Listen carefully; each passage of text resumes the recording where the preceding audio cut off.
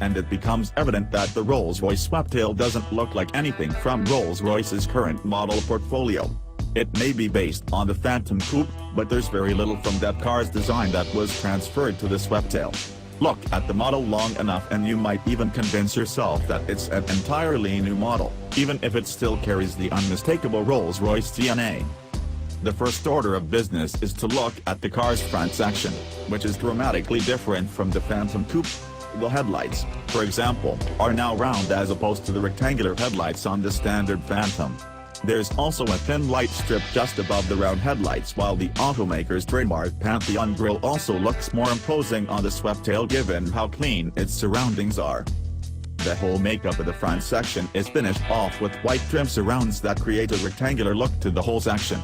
The presence of the 08 just below the grille isn't an accident either.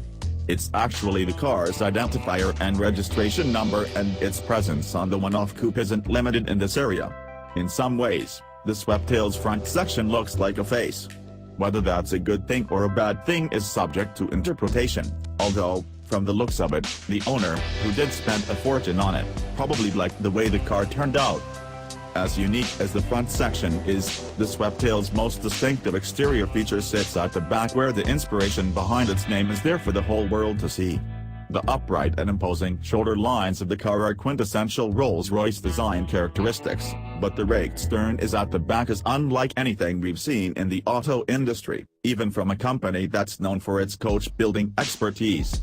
The full effect of the design can be seen from the rear, where the roofline dramatically tapers off, with the two sides being drawn together as they approach the rear, eventually meeting at the tip of the trunk. The rationale behind this design is to highlight the nautical inspiration behind the Sweptail. The final relevant detail in the exterior of the Sweptail is the reappearance of the 08 identifier sitting just below the Rolls-Royce logo at the back. Apparently, Rolls-Royce milled those two numbers from ingots of aluminum before hand polishing them to look the way they look. Now let's move to the interior, where the modifications from the Phantom Coupe to the Sweptail are just as significant. First, the altered roofline of the car forced the company to change the interior layout of the coupe. Fortunately, that was all part of the plan of the car's owner, who wanted to get rid of the rear section entirely and replace it with a custom wooden cabinet of sorts with a mid-shelf that's illuminated with a glass lid, a polished hatch shelf with luggage rails. Throughout the interior, Rolls-Royce used poised-macassar ebony and open-pore pull-down, considered as one of the most luxurious and most popular wood veneers in the world today. The use of these two materials is offset by moccasin and dark spiced leathers, which cover the seats, armrests, and the top section of the minimalist dashboard.